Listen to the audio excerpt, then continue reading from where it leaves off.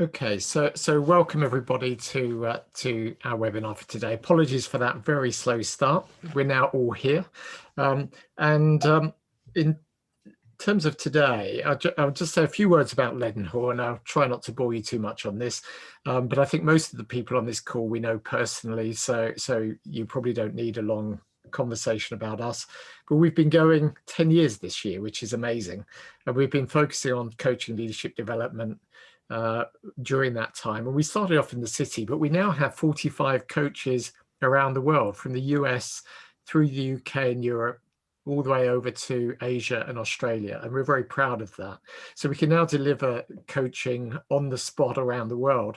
But also, now that we've launched Coaching on Demand, we literally can provide coaching in all the time zones. Probably Samoa in the Pacific we'd be a bit weak at, but in general we can definitely deliver our coaches to people around the world, and that's really our mission, is to do high quality coaching and leadership development.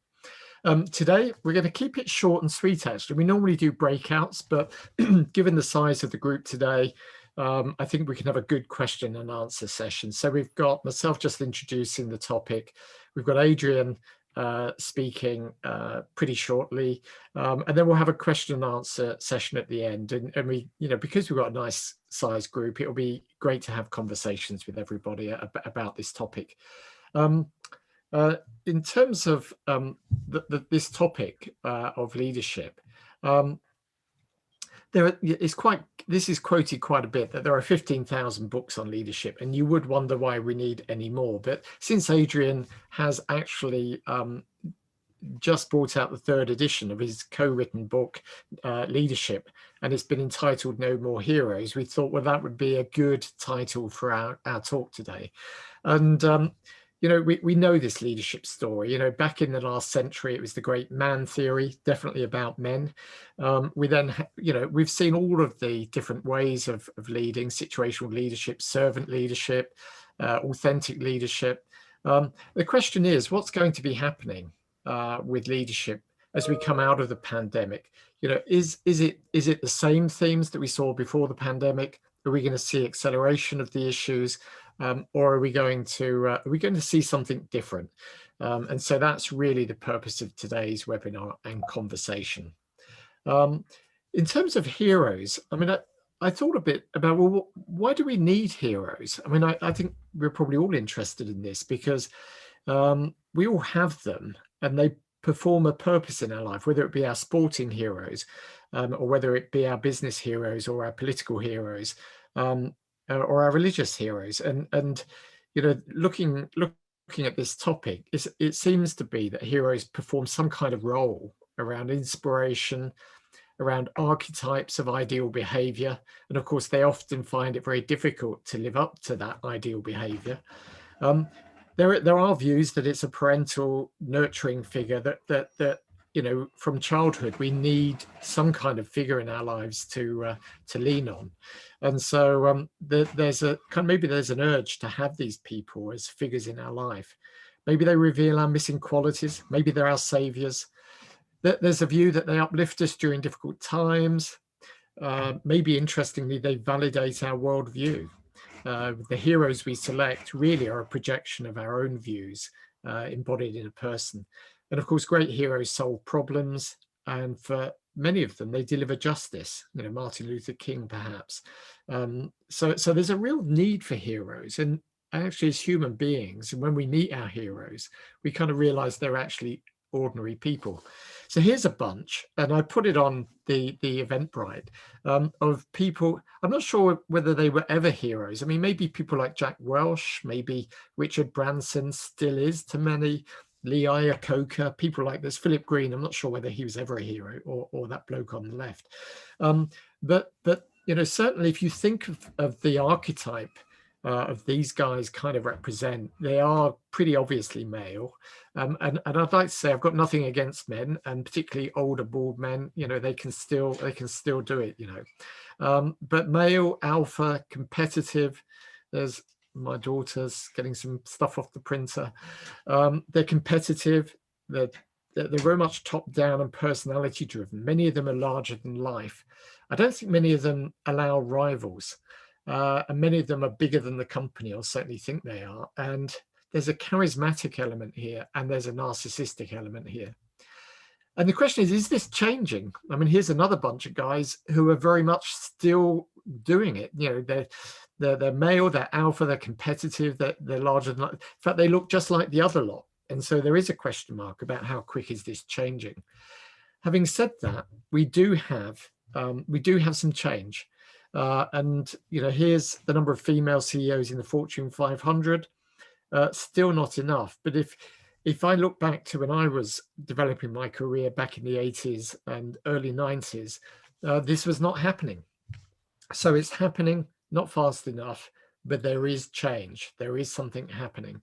And it's not the same looking leadership that we're used to. And, you know, on ethnicity, you know, again, it's not enough, but you are seeing leaders now at the tops of organizations from different ethnic backgrounds. And we're talking the Western model here. I mean, if we were sitting in China, or if we were sitting in Japan, you know, we'd be looking clearly at Japanese or Chinese executives, as opposed to obviously white males from the Western model. But clearly the world is changing, not enough, but a different world is being created. And I would say what we're seeing, and we're going to move on to Adrian in a minute, but here's the themes of the last few years. You know, there is more diversity. There is more focus on purpose and meaning amongst leaders. You know, if I think of my early career, I'm not sure I heard the word purpose in you know, being used in the organization. It's more consultative. There's less emphasis on charisma and more humility.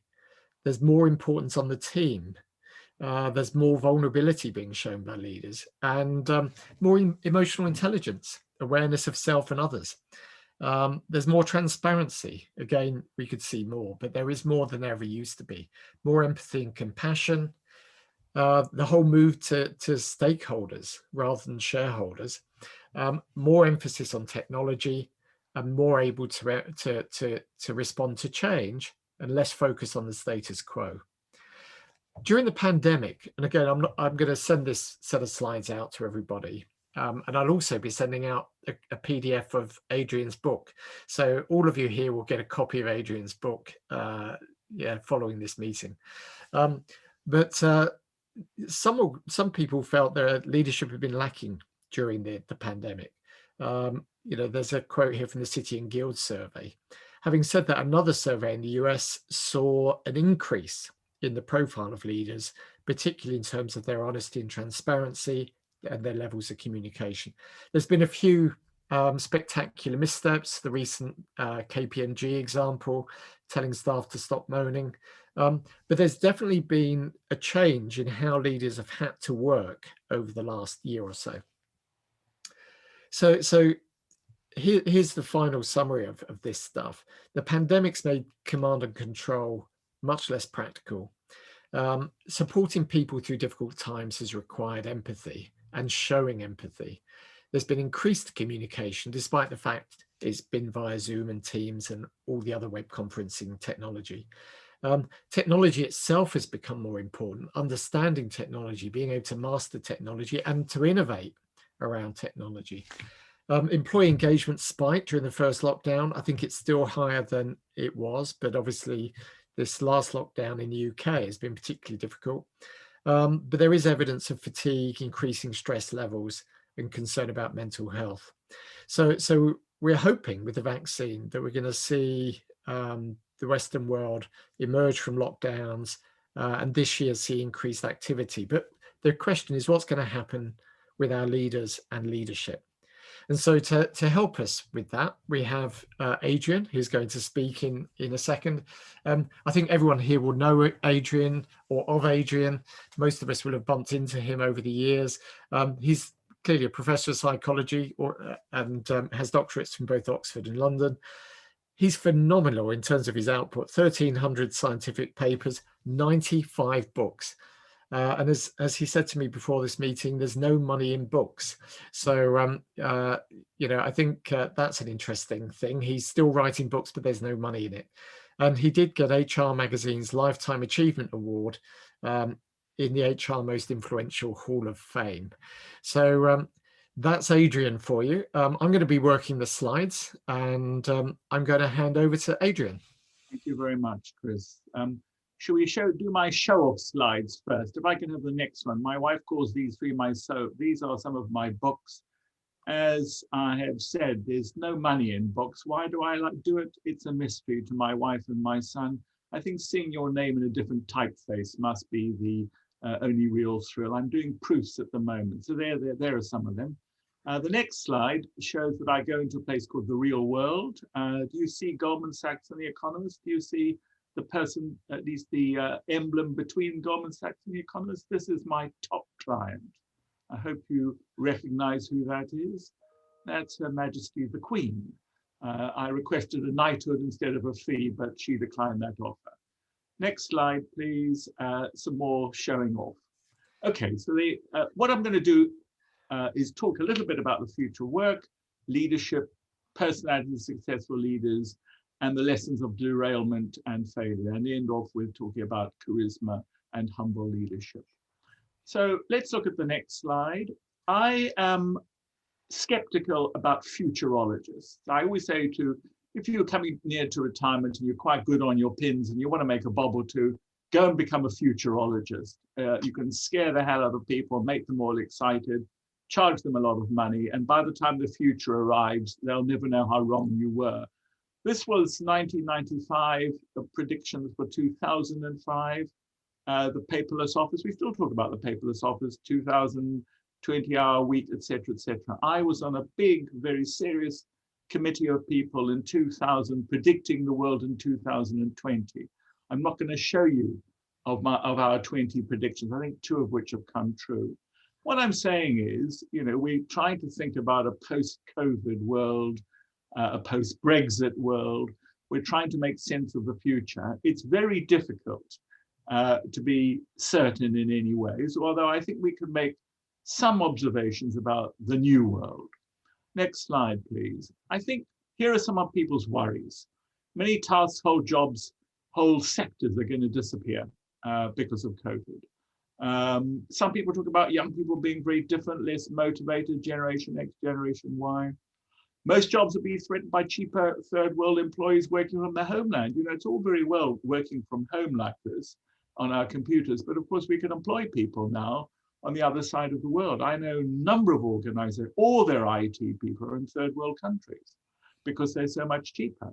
And the question is what jobs here will go, because you'll find people able to do them in a different country at much less salary.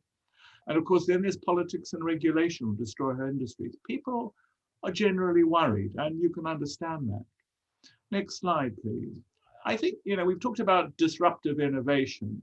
I say, what I try and do is prove to people that I am young. And the way I prove my youth is to use the D words: diversity, disruptive, and digital. And yes, we are a disruptive world. And, it's true, led by entrepreneurs, outsiders, risk takers. It's focused on the end customer who empowers them. Today, Amazon opened a supermarket. Where was it? I can't remember. There's no checkout. You might have heard that on the news today. You do it all on an app. There's no one checking you at all. You are digitally photographed and so forth. This is the essence of innovation. This is what's going to happen to my co-op round the corner. It's nearly always the result of new technology. It bypasses, replaces, upgrades old technology. And it's often, but not always, revolutionary.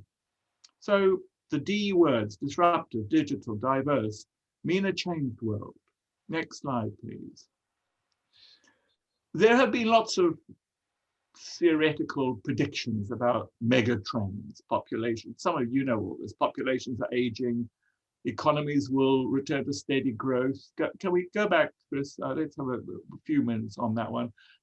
We've moved from an age of knowledge to an age of intelligence. It's more about defending your wealth and growing your wealth. Here's an interesting one, particularly for me. Education is out of synchrony with the job market and the current nature of work. Going to university, they inculcate you with inappropriate values and don't teach you the skills you need. Why, therefore, should you employ graduates? There's a second, more potential scramble for resources. Wars will continue. and the work-life balance is ever more elusive. One of the most interesting things I've learned, Liz and I were talking about this last time we met, was that the day doesn't end quite in the same way as it used. You used to go home, but of course being at home means when does the day end? And for some people, particularly support workers, this is interestingly problematic. Okay, let's get on to the leadership issue. Thanks. Can we have the next slide? This is Bob Hogan's definition. It's the one I like. Leadership is the ability to form and motivate a talented team that is more successful than its competitors. Amen. Leadership is a team sport. It's not about one hero, one individual. There might be certain characteristics of that individual you admire, but you work with and through others. It's fundamentally very important. Next slide, please. This is a very important slide in my view, and it's a lesson I learned some years ago. It was at a talk in Abu Dhabi, and the man there said, he was a guru, first break all the rules is his name, and he said there are only three types of jobs.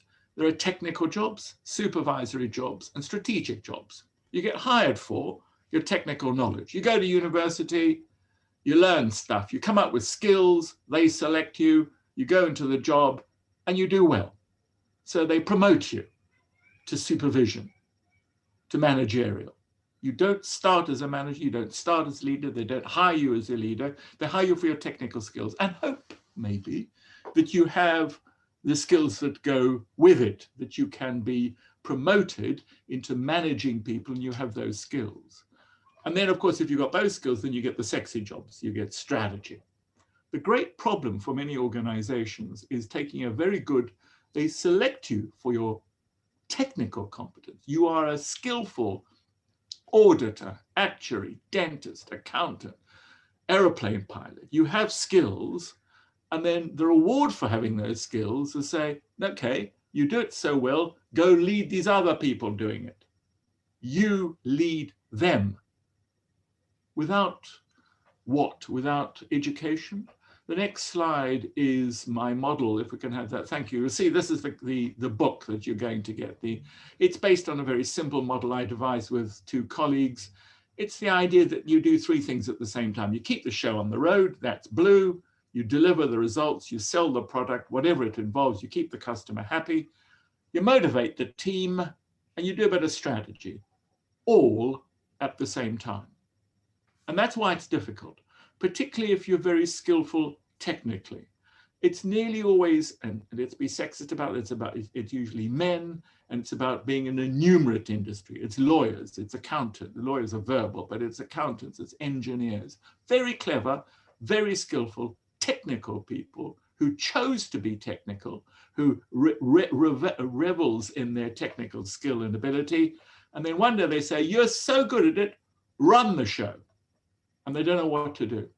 They don't know how to do it. That's the dilemma. It's not going to get any easier. Next slide, please. You know, the question is, how do you train leaders? How do you teach them? There's only three ways of teaching people. You can teach them by stretch assignments, by experiential learning.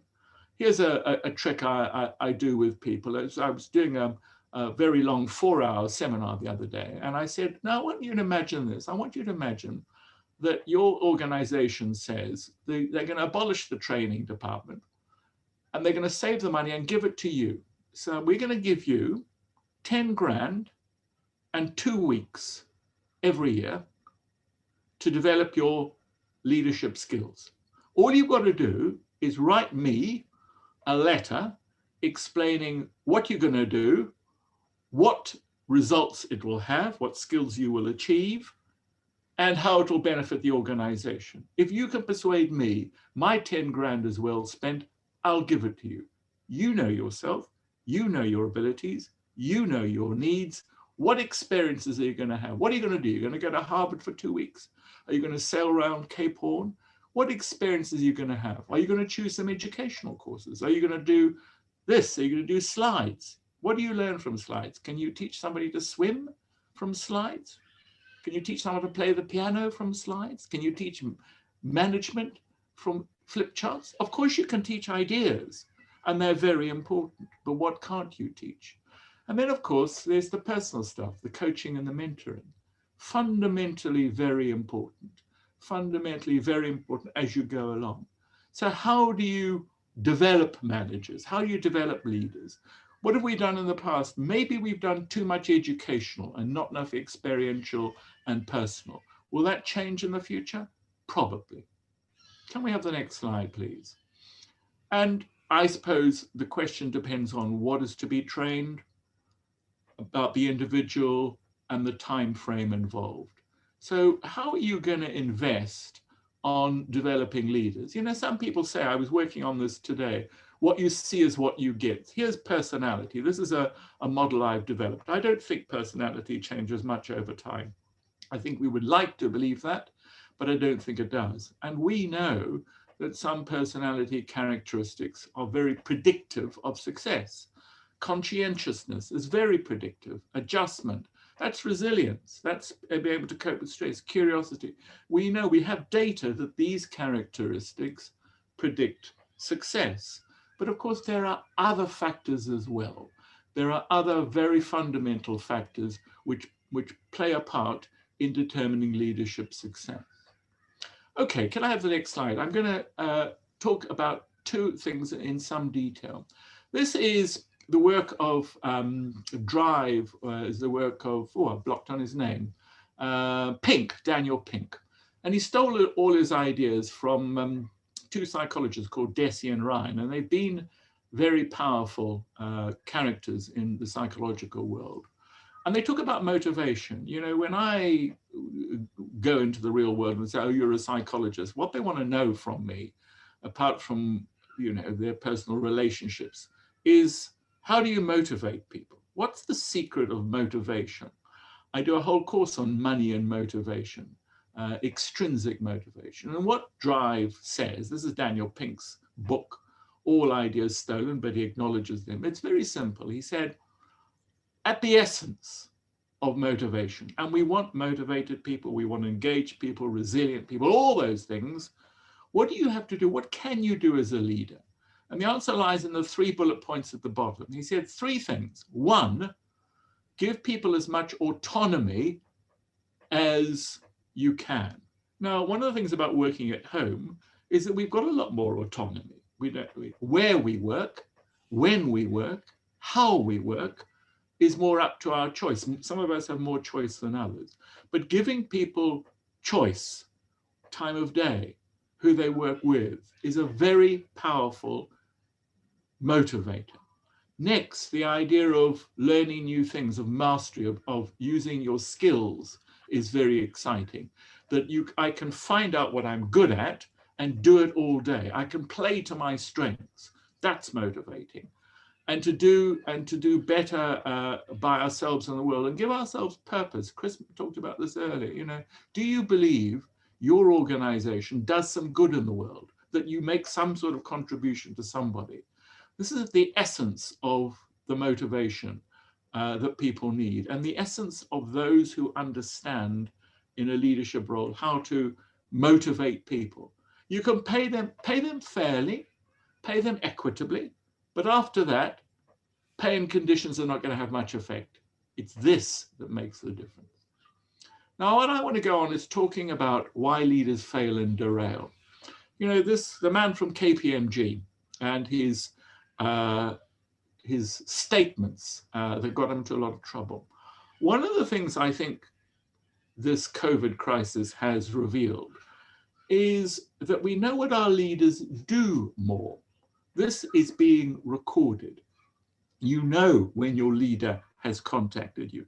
In the old days, she sat in the corner office and you didn't know what they did. You didn't know who they contacted. Now, through electronic means, there's a lot more monitoring. Whether you like it, you can't escape into the top corner office protected by your PA and supposedly do meetings all day, because people are in those meetings and they go to those meetings. And I think the world has changed from that point of view. And I think bad leaders are much more easy to discover. They discover because of what they don't do and who they do it to. And their skills are manifest through this means. And I think the reason we can learn some really powerful lessons from leaders who fail and derail. You know, I think one of the most interesting issues is the difference between leadership emergence and leadership effectiveness. And that is those people who look like good leaders, who push themselves forward, who put themselves forward, who are eager to climb up that greasy pole. The characteristics that predict that behavior, often the narcissism we talked about, often the arrogance, often the self-confidence, often the bullying, all a lot of supposedly useful, good, macho things, might be the very characteristics that make them slip down the greasy pole. Leadership emergence and leadership effectiveness are not the same. The trouble is many organizations spend a lot of time trying to find these magical heroes of the past. They put a lot of effort into it. They get a lot of people involved, and it somehow goes wrong. So the question is, what can we learn from this? And I've got 3 important lessons I hope we can take away. If I can have the next slide, please. This is a very important slide. It's a very simple slide. And it says this: in all selection decisions, promotion decisions, there are good people and bad people. Let's be a bit crude about this and dichotomous. So there are good people and they're not so good people. And you select the good people and you reject the bad people. That's all that's involved. The problem arises from the fact that most people only do one thing. They select in. They look, they have a series of criteria of things they want, and they look for them. So they select in. They look for good people and select those characteristics. What about people that you don't want? It's not having enough of what you do want. It's having something else. It's having something else. And what's in that box? And what has COVID taught us about that box? What that box about lacking of empathy? It's not lack of empathy. That's not having empathy. It's something else. It's callousness. It's part of the characteristics you'd associate with a psychopath. So one of the interesting issues here is we can learn from failure, not what we should look for, but what we should look for that we don't want. So we should select out actively as much as we select in. We should look for the things we don't want. We've got a list now, quite a long list of the things we don't want. But who does that? HR say to you, and they're quite right, here are the competencies, look at the competencies, get evidence for the competencies, but never for the incompetencies and the derailers. Next slide, please. Important distinction. People fail because of 2 things: incompetence or derailment. Incompetence is not having enough of something, not being bright enough, strong enough, humble enough, agile enough, that they've got to a position for all sorts of reasons. They've been promoted because they've been in the organization a long time and they've kept their nose clean and blah, blah, blah. And they get the reward of being a senior something or the other, and they don't do it very well. They're pretty pathetic. You know the model. It started off with Norman Dixon's famous book called The Psychology of Military Incompetence. Derailment's different. Derailment's not having the wrong stuff or not having enough of it. It's having something else. It's having a characteristic you don't want. And what in the year 2021 don't we want? What are the characteristics we've thought in the past are very desirable? And those slides that Chris showed you earlier with those macho characteristics, are any of those things you don't want? Next slide, please. This is the data on leadership derailment. This is just the data up to the early 2000s. You know, you say to people, we all make mistakes, we make selection errors, you've done it, I've done it. If you don't believe me, look at the divorce statistics. We've all got it wrong. What percentage of leaders who top organizations spend a lot of time thinking about and predict and promote get it wrong? What percentage? Now people say, oh, 10%, 5%. There's the data. 50, half promote people to senior positions, and it's expensive. If it goes wrong, you piss people off. They leave, the share price goes down. You miss opportunities. There's lots of indicators of where leadership goes wrong. So let's look at some of the fundamental characteristics. Next slide, please. This is the most important slide so far, and it's in very straightforward English. And it's this. I tell you the story behind this. The story behind this is the story of psychologists and psychiatrists having a fight about the personality disorders. I'm going to talk about them in a minute. You've heard of personality traits, conscientiousness, extroversion, all that stuff.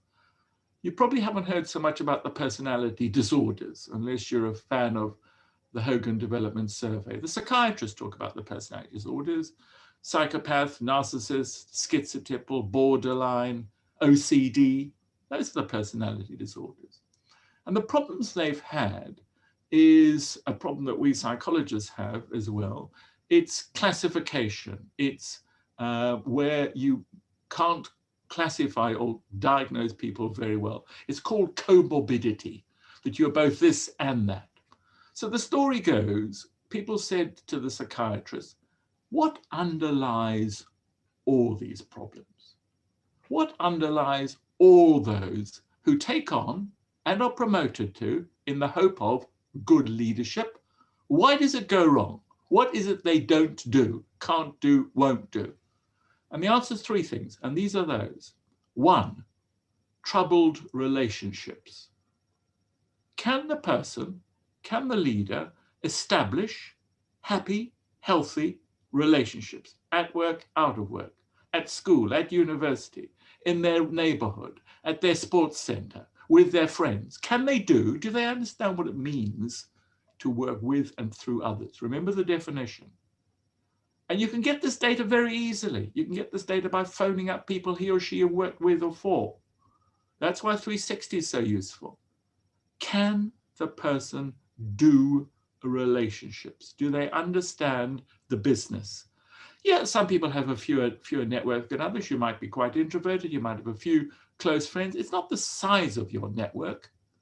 It's understanding the nature of a relationship, of a working, happy, healthy relationship. If that's problematic, and I promise you with all of the people it is, with psychopaths, narcissists, borderline, schiz, all of them, you've got a problem, and it leads to derailment.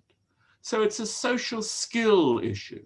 It's understanding the issues around what it means to work with, what it means to be a partner, a loyal, trustworthy collaborator, friend.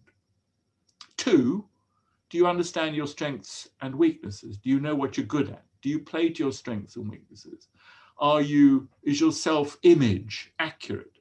It's not accurate with psychopaths. It's not inaccurate with schizotypal people. It's not accurate with borderline people. They're deluded. They're wrong. That's why they're so difficult to coach. That's why they reject the feedback you give them. Narcissists being absolutely classic. Psychologists make a distinction between vulnerable narcissists, think Mr. Trump, and grandiose narcissists, think Mrs. Clinton. These are people, both narcissistic, very difficult to deal with. You can see how difficult both of them would be to deal with. Their narcissism were part of the characteristics which helped them to get there. And that's why we've got this tremendous now emphasis on humility. Why is Angela Merkel so successful? She's not arrogant. She's very talented, very talented. She's a difficult woman with all sorts of problems, but she does analysis. She doesn't do this arrogance. So do you know what you're good at? Are you self-aware? That's what coaching is aimed to do. That's what many courses trying to give you some indication of not only how you come across, which is important, but also skills that you might have that you don't recognize, or skills that you think you have that you don't really have. That's terribly important. Good leaders from throughout the ages have that characteristic. Next, adaptation. Oops. Change. Sorry, yes, the last one. It's about versatility. It's about your ability to learn and grow. And the agile has become a very sexy word. The older we get, the more difficult it is to change. It is more difficult to learn. But you can see, there's a characteristic we call openness to experience or curiosity. It's a very desirable characteristic in individuals. How do things work? I have a colleague, a medical doctor. He's 69. If you met him, he's like a little boy. He's a 8-year-old in a toy shop. He's interested in everything. He's excited by things. He wants to know. He wants to change. He wants to learn. So there we go. The lessons of the future leader. 1, can they do relationships? Do they understand what it is to work with and through people? 2, do they know who they are? And 3, adaptation. One quick observation before I continue. A friend of mine, I teach the military. I admire the military, senior officers very much. They're very talented. And this man said to me, he said, my senior officer's just arrived. I said, oh yes. He said, I only asked 2 questions. 1, do I trust him? 2, is he competent? I thought, wow, that's interesting. Notice the first one. Do I trust him? Integrity. Integrity. Of all the characteristics, people most want in their leader, they want them to be reliable and supportive and inspirational and intelligent and competent. But if you don't manifest integrity, all the rest don't count. Terribly important. Next slide, please. These are bad leaders. Poor emotional control, over-controlling, task performance. We know this is a long list. Next slide, please. How are we doing for time, Chris? I haven't got my watch with me. Yeah, another 5 minutes. 5 minutes, good. I'll be on time. Fundamental issues. I've said selecting in as opposed to selecting out. What is it in the new leader you want, in the new post-Brexit, post-COVID new world, and hopefully it's a better world, it's going to be a difficult world. What are the characteristics you don't want? What are you going to look for that you don't want? Then there's this issue about linearity. It's about whether there is a straight line between success and this quality. I'll expand on this in a moment. And then there's not seeing the dark side for the bright side. Next slide, please. This is extremes of normal or abnormal. You know, we psychologists fought with the psychiatrists for a long time. And the psychiatrists like to say, he's a psychopath, he's not a psychopath. She's borderline, he's not borderline. As if there's some line in the sand. There isn't a line in the sand. All human characteristics are in a spectrum. So the paradox is, and we psychologists love paradoxes, that extremes of normal are abnormal, and extremes of good things can be bad things. Next slide, please. This is self-esteem. You want your leader. You know, is Mrs. Merkel, has she got enough self-esteem? She doesn't come across as arrogant. She's enormously clever. She's comfortable in her own skin. You can see that. Do you think Mr. Trump is? The issue is this. Self-esteem, like everything else, is normally distributed. You want people to be accurate in their evaluation of themselves. And if I see myself as I'm okay and you're okay, as I see myself as bright enough to do the job, competent enough, likable enough, that's good, if I'm correct. But the issue is, and I've got high self-esteem, what's beyond high self-esteem? Well, then you have subclinical narcissism. You have arrogance. It's very unattractive. And beyond that, you have narcissistic personality disorder, which is deeply, deeply unattractive. So we have a good thing called self-esteem, which in extreme positive becomes negative. Next slide, please. These are the words you can choose for select out of things you don't want in your leader of tomorrow. You don't want them arrogant. We've talked about humility. You don't want a melodrama, volatility, all these characters. These are the personality disorders in English, not in psychobabble. Next slide, please.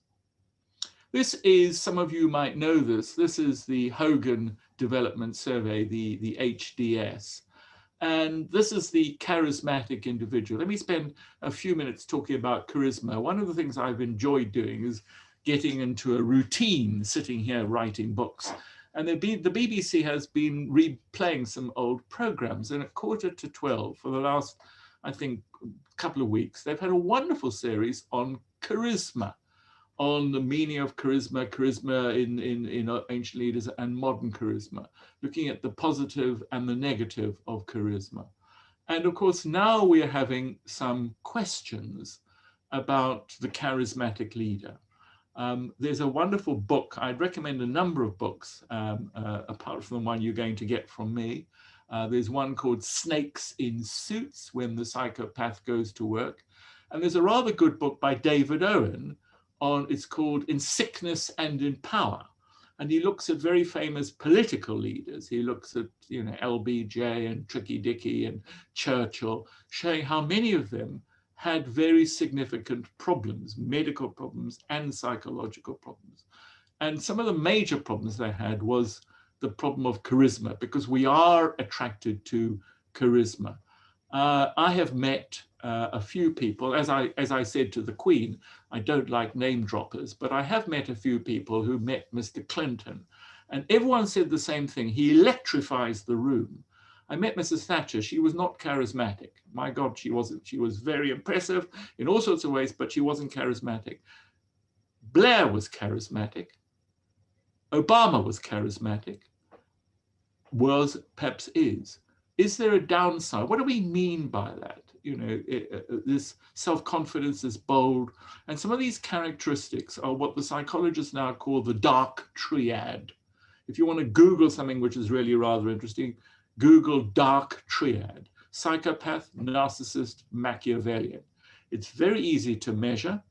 It's very easy to measure by a simple questionnaire. And these are the markers of, paradoxically, the people who climb that greasy pole, but fall from it, who get up the greasy pole because they get noticed, they're self-confident, they push themselves forward, they are ambitious. If they're clever, if they're good looking, if they're well informed, if they are well educated and articulate, and they get noticed. And this can be very bad. And this can bring the leader of that first slide we saw with Chris that we don't want. Next slide, please. I think we've nearly come to an end. Does the charismatic leader work? Hogan says, the existing paradigm in the business world holds that successful CEOs are ambitious, result-oriented, individualistic, and above all, charismatic. They've got to appear on television, they've got to charm, they've got to come and greet the troops and so on and so forth. And the more charismatic they are, the better. We like that model. Maybe it's Darwinian. Maybe there is an evolutionary psychology of leaders being like that. But can they be too charismatic? We need them to be likable. We need them to be trustworthy. We need them to be bright enough. But do they have to have all the pizzazz? And maybe our longing for and hopes for that pizzazz has meant we've got the leaders we deserve. It's a very attractive characteristic. Collins, in Great to Good, found that companies with superior performance over time had CEOs who were humble and not competitive and not charismatic. I've met a few leaders. I remember years ago, I'm going to end on a couple of stories, but one, I remember it was for Barclays Wealth. I had to go and meet, and they were all millionaires. This is 20 years ago, 30 years ago. And I go to talk to these millionaires, and they had all invested their monies in Barclays Wealth. And what struck me as interesting about them was all of them were really rather humble. They had been very successful. They set out to be good at what they did. And being good at what they did, they made money and ended up being a millionaire. They didn't start off wanting to be rich and famous and entrepreneurial. They were, and that was the reward. They were humble, they were attractive, they were interesting people. Humble leaders tend to stay in their organizations longer. Okay, we'll do this last slide then. Highly charismatic leaders may be strategically more ambitious, but less effective at the day-to-day operations. It's said that we have a prime minister a little bit like this at the moment. No, I don't think there's anything wrong if you've got a very good number two.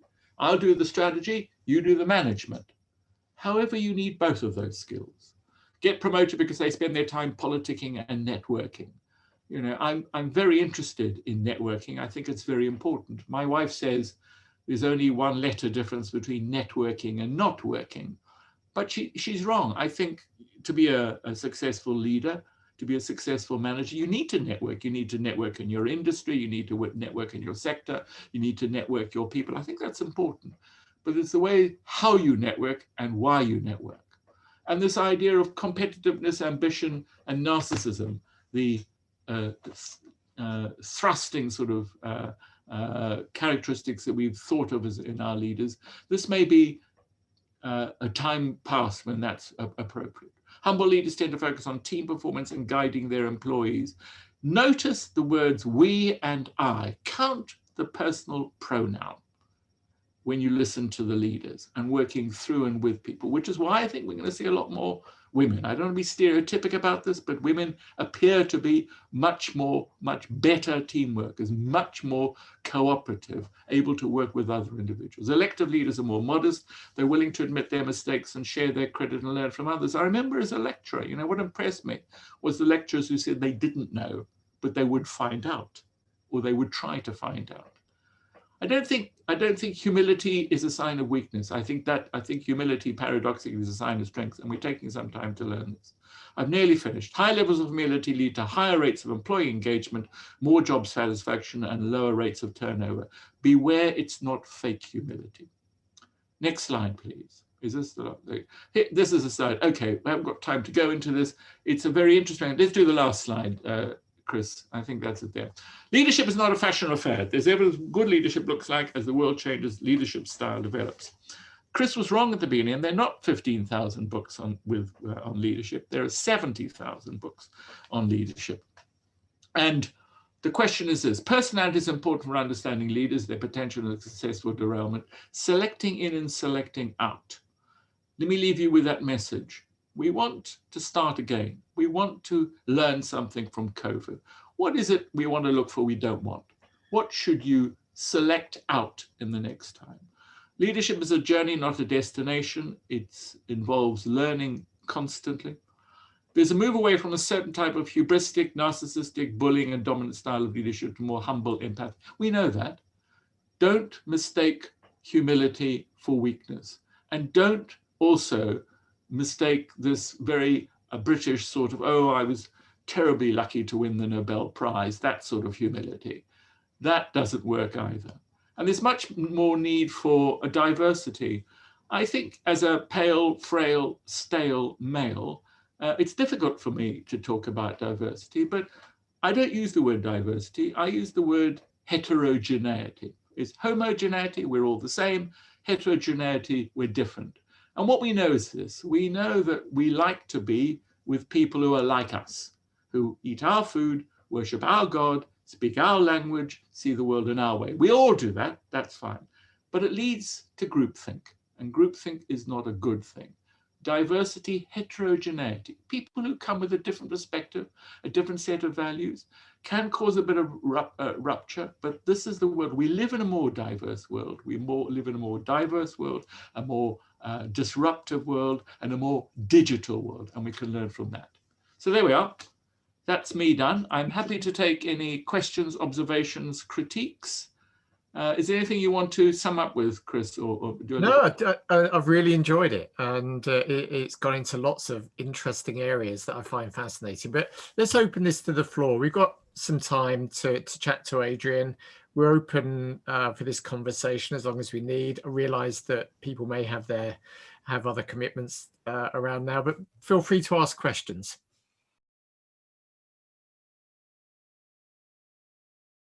I tell you what I think.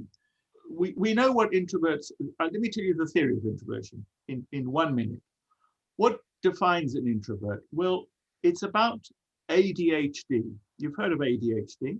What treatment do you give to people with ADHD?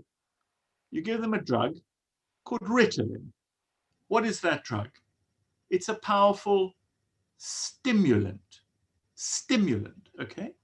So isn't that a paradox that you give people who can't sit down and shut up a stimulant? Well, that's what extroverts are like. Extroverts are people seeking stimulation. And what happens is early in life, the cheapest form of stimulation is other people. They're good. Extroverts are better with other people. They seek out other people. So they become socially very confident. That's what their extroversion does. They also are, they're risk takers. So the downside of extroversion, they trade off accuracy for speed. They take many risks. There's a long list of disadvantages of being an extrovert. Yet we like extroverts partly because of their social confidence, that they are interpersonally very confident. Now, I think for a leader, what you have to do, and I've met a number of highly introverted leaders, they're called socialized introverts. They've learned to look to be extroverted. So they've got to, you've got to kiss babies and remember names and like people and do all the things that don't come naturally. It's like, becoming ambidextrous. You have to learn to do something, and it's tiring. If you're an introvert, it's exhausting. One of the things, you've got to do, you've got to look at the camera. You've got to smile. You can teach people to do this, and people will learn it themselves.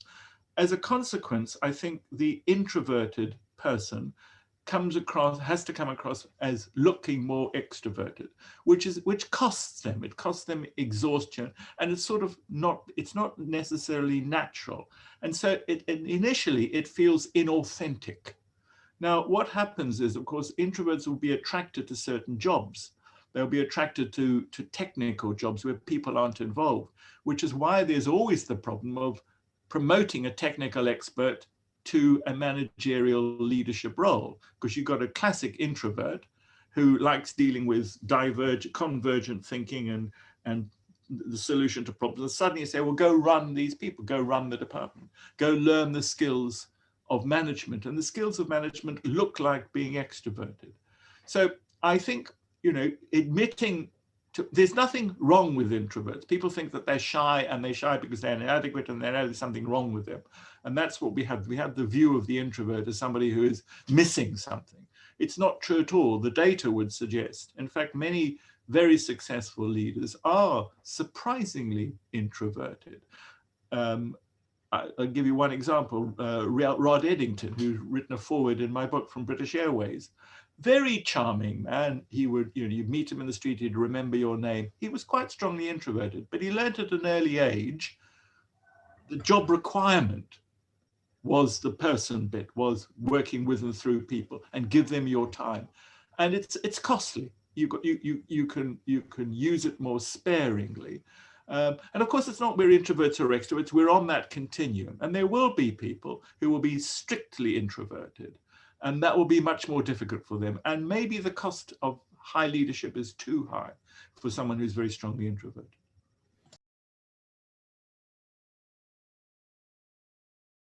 The question is why not, and how do they get there in the first place? It's in a sense tolerant of ambiguity. One of the characteristics we always look for is this concept called tolerance of ambiguity, and that is, dealing with the grey, dealing with things that are different. And for me, I get very angry with organizations and radio programs where they don't present the alternative. This is having an argument. So if I have a view around something and I believe it's right, I should be able to convince you of that view, and I should be able to listen to you. I think people who are not able to be, or not even willing to discuss or approach an argument, would be intolerant. They would have all the characteristics I don't like, be associated with a dogmatism, with a sort of an authoritarianism, with a pompous arrogance of knowing there is only one way. It's a very undesirable characteristic. I don't mind, people saying this is where I stand, this is my position, but not being willing to accept disagreement. And of course, the other disadvantage of these sort of individuals is that they will be victims of groupthink, because one of the criteria by which they will select their colleagues will be that they share their view. That's why Mrs. Thatcher lost power. That's why she was a pure victim of groupthink, of lack of diversity, not in sex and age and stuff, but in worldview. She would not tolerate or even consider the other things, and that caused her downfall. Very bad news.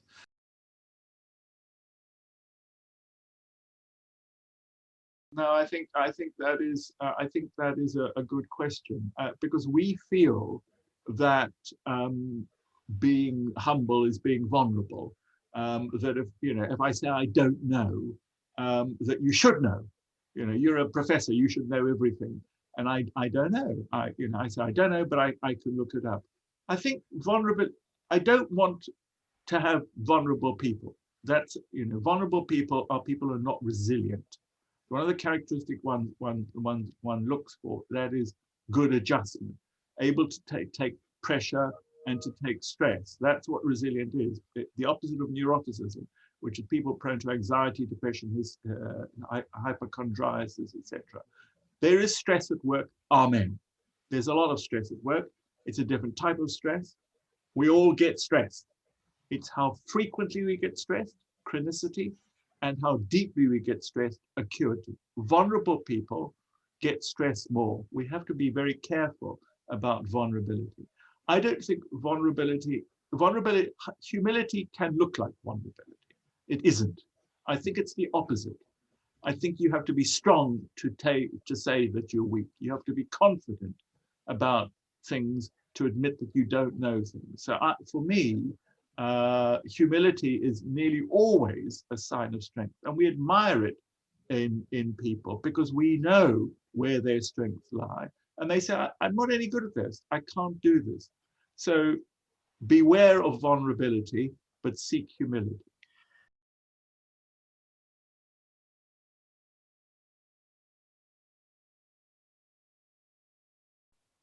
I think they're in the same ballpark.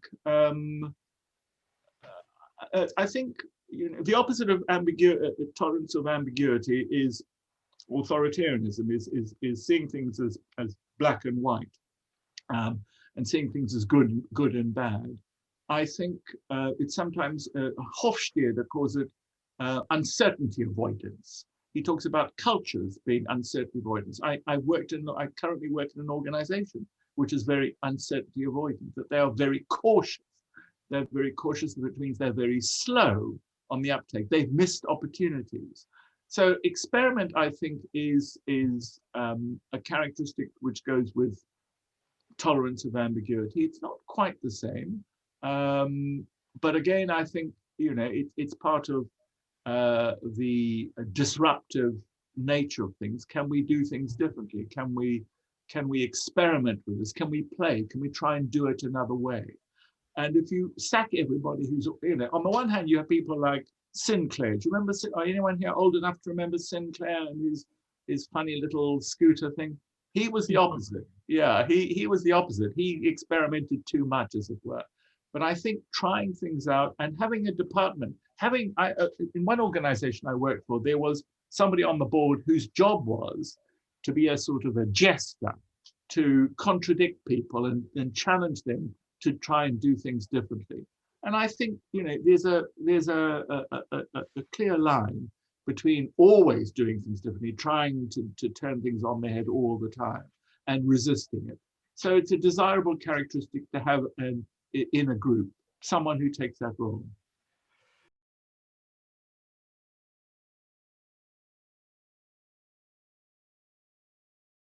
It's a good question. It's a good question. You mean like punish behaviors that you don't want in the organization? Try and, so instead of making people who are narcissistic heroic for saying, you were wonderfully confident at that seminar, that I don't think you punish. I think, the whole lesson of behavioral economics is the issue around nudging, that you persuade people by nudging them in the right direction rather than punishing in the wrong direction.